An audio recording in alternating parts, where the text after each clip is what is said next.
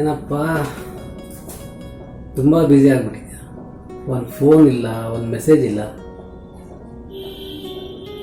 Counselling ಕೆಲಸ ತುಂಬ ಜೋರ ನಡೀತಿರ್ಬೇಕು ನಿಂದು. ಹಾಂ, ಇಲ್ಲ ಹೋದ ವಾರ ಸ್ವಲ್ಪ ಬ್ಯುಸಿ ಇದ್ದೆ. ಇಲ್ಲ, ನಾನೇ ಮಾಡೋಣ ಅಂತಿದ್ದೆ. ಸಾರಿ.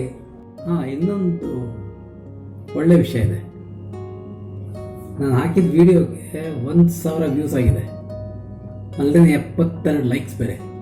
ಓ, 1,000. ಎಷ್ಟು ದುಡ್ಡು ಬರುತ್ತೆ?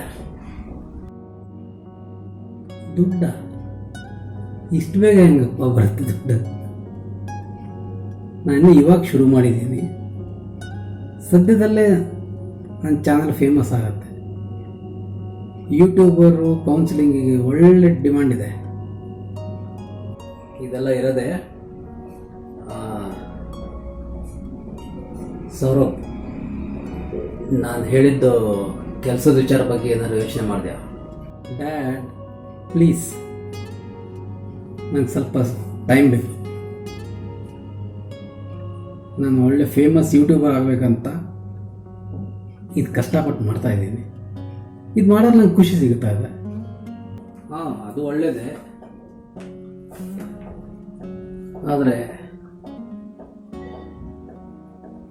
ನನಗೂ ವಯಸ್ಸಾಗ್ತಾ ಇದೆ. ಮುಂದಿನ ವರ್ಷ ಬ್ಯಾಂಕಿಂದ ರಿಟೈರ್ ಆಗ್ತಾ ಇದ್ದೀನಿ. ನೀನು ಯಾವಾಗ ಒಂದು ಒಳ್ಳೆ ಸೆಕ್ಯೂರ್ಡ್ ಜಾಬ್ ಮಾಡೋದು? ನಾನು ಎಷ್ಟು ವರ್ಷ ಅಂತ ಕಾಯಲಿ?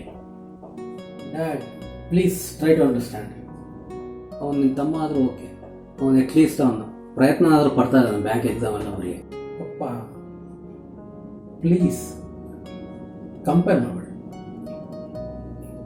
ನನಗೂ ನನ್ನದೇ ಆದ ಕನಸುಗಳಿದೆ.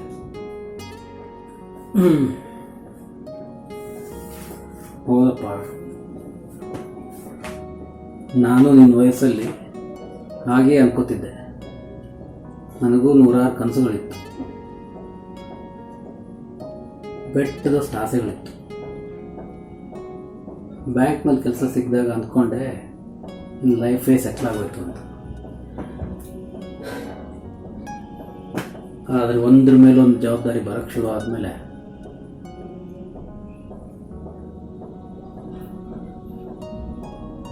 ಬಿಡು, ಆ ವಿಷಯ ಎಲ್ಲ ಈಗ ಯಾಕೆ. ನಾನು ಸಕ್ಸಸ್ಫುಲ್ ಆಗ್ತೀನಿ ಅಂತ ನನಗೂ ಕಾನ್ಫಿಡೆನ್ಸ್ ಇದೆ. ಒಂದು ಮಾತು, ನಾನು ಎಷ್ಟು ವರ್ಷ ಅಂತ ನಿಮ್ಮಿಬ್ಬರನ್ನು ನೋಡ್ಕೊಳಕ್ಕಾಗತ್ತೆ.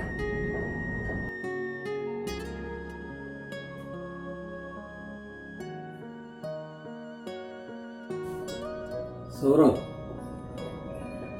ಹೇಳಕ್ಕೆ ಅರ್ಥ ಮಾಡ್ಕೊಳ್ಳು. ಈ ಯೂಟ್ಯೂಬು ಕೌನ್ಸಿಲಿಂಗು ಅದರಿಂದ ಜೀವನ ನಡೆಯಲ್ಲ. ಒಂದು ಒಳ್ಳೆ ಕೆಲಸ ಹುಡುಕು. ಡ್ಯಾಡ್, ಪ್ಲೀಸ್ ಮತ್ತೆ ನಿಮ್ಮ ಹಳೆಯ ಕತೆ ಶುರು ಮಾಡಬೇಡಿ. ಅದೇ ಉಪದೇಶ ಬೇಡ. ನಾನು ನಿಮಗೆ ಮತ್ತೆ ಆಮೇಲೆ ಫೋನ್ ಮಾಡ್ತೀನಿ. ಯಾವುದೋ ಬೇರೆ ಕಾಲ್ ಬರ್ತಾ ಇದೆ. ಓಕೆ, ಬಾಯ್. ಹಲೋ. ಛೇ, ಕಟ್ ಮಾಡಿದ.